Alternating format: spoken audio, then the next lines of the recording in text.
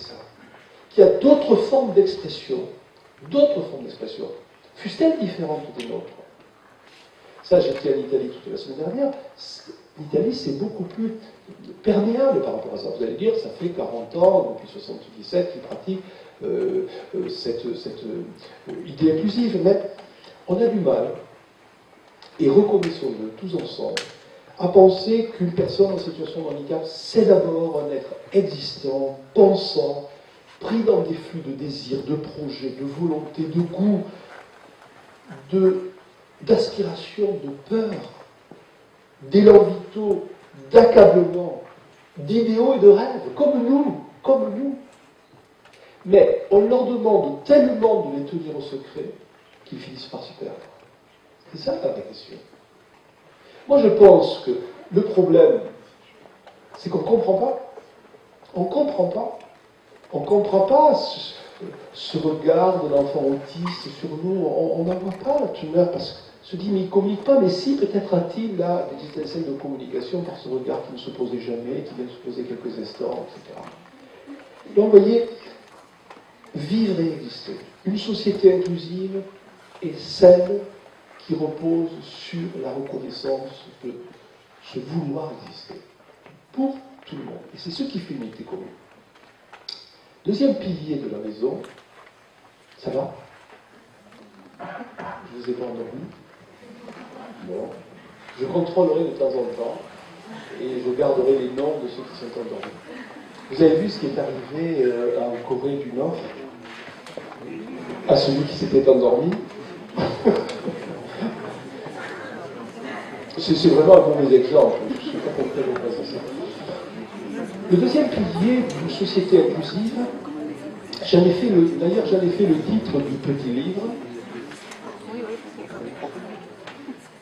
Le deuxième pilier, c'est celui qui nous amène à réfléchir à la hiérarchisation des vies dans nos sociétés. Les vies apparaissent souvent hiérarchisées. Comme sous-titre à ce livre, qui s'appelle La société inclusive, parlons-en, j'ai retenu comme sous-titre « Il n'y a pas de vie minuscule ». Et l'éditeur italien l'a inversé, comme je l'avais fait au départ. Mais mon éditeur n'a pas voulu. Moi, j'aurais souhaité l'appeler « Il n'y a pas de vie minuscule ». Il m'a dit « C'est pas assez compréhensible et ça ». Pour moi, c'était ce qui m'importait le plus dans le livre. Il n'y a pas de vie minuscule, qu'est-ce que cela veut dire? Cela veut dire, et là aussi, je pense que vous êtes comme moi quelquefois piégés par ça. Dans les sociétés telles qu'elles tournent autour de nous, on a l'impression quelquefois qu'il y a plusieurs humanités. Il y a une humanité qui serait forte, puissante, une humanité qui serait faible. Il y aurait une humanité qui serait à l'endroit et une humanité qui serait à l'envers. Et il faudrait réserver l'excellence à l'humanité qui est à l'endroit. Celle qui est à l'envers pourrait se satisfaire de remédiatifs ou de palliatifs. Il y aurait une humanité en quelque sorte éminente, et puis une autre insignifiante, voire infra-humanisée. Alors, c'est une vision de nos sociétés. D'ailleurs, les médias y contribuent très largement. Il faut parler haut et fort, il faut avoir belle gueule, avoir plein de critères pour être retenu dans les médias. Alors, c'est plus que les médias. Les médias aussi sont le produit d'une société. Alors, il y a là une distorsion de la pensée. Une deuxième distorsion de la pensée. Je crois qu'on peut tous reconnaître que nous sommes dépositaires d'une condition universelle. Entre un plus et un moins, aujourd'hui on est dans les de plus, demain on versera peut-être dans les moins. Entre un meilleur et un pire. On est tous, sauf à se méconnaître, et la question du handicap nous oblige à nous connaître. C'est-à-dire, ça nous oblige à regarder de l'autre côté du miroir, là on ne peut pas voir. On est toujours entre fortune et revers, entre résistance et fléchissement. Pascal, vous savez, le grand Pascal, et qui était atteint lui-même d'une déficience. Vous savez que Pascal est mort très jeune, à l'âge de 39 ans. Et on imagine que ce philosophe Pascal était fort, était sûr de lui. En fait, quand on travaille sa biographie, Pascal c'était un être très fragile, très souffreteux, donc mort prématurément. Il n'était pas que raison, il était aussi avec une foi très affirmée. Il accompagnait sa sœur Jacqueline là au couvent janséniste, c'était à Royan. Et il avait des périodes de paralysie. C'est intéressant, moi j'ai découvert ça en lisant des choses, en disant que Pascal, ça a été l'initiateur des transports publics à Paris. Je me disais, mais comment il les a pensés accessibles?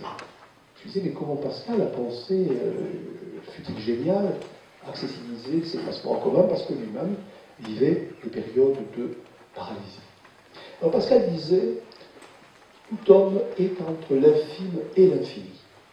Et c'est ça la vraie compréhension de la condition humaine. C'est pas se dire, lui il est fragile, lui il est faible, lui il est à l'endroit, il est à l'envers, mais les pas. C'est cette condition commune.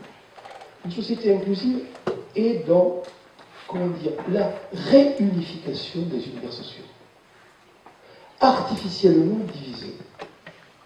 Parce que ce qui nous joue un mauvais tour quand on parle de handicap, c'est qu'on se dit, ce qui joue un mauvais tour dans les représentations du grand public, c'est qu'on se dit, le peut parler, le peut voir, le peut se mouvoir, ou le moins parler, le moins voir, le moins se mouvoir, ou le moins penser, équivaut à une absence de grandeur. Et non. Il y a des gens qui voient bien, qui entendent bien, qui se déplacent bien, mais qui manquent singulièrement de grandeur. Vous l'avez très facilement. Donc la hiérarchisation des vies, telle qu'elle est pratiquée encore, parce qu'on le voit bien, là aussi on peut s'aveugler là-dessus et le refuser. On sait que ça fonctionne comme ça. On sait que dans nombre de lieux, on rechigne à donner le meilleur et l'excellent à certaines catégories. Qu'on estime marginalisées, ou qu'on estime insuffisamment productives. Et bien cette hiérarchisation des vies, elle est aussi absurde que la hiérarchisation des cultures. C'est ce qu'avait montré, là aussi, Claude Lévi-Strauss en son temps, quand il a montré qu'il n'y avait pas de hiérarchisation dans les cultures. Une société inclusive se fonde sur l'idée de répertoire commun. Alors on a du mal, là aussi, à y penser dans notre culture, parce que on est, comment dire, vous et moi, plantés dans un sol culturel qui donne sens à nos pensées, à nos manières de voir le monde.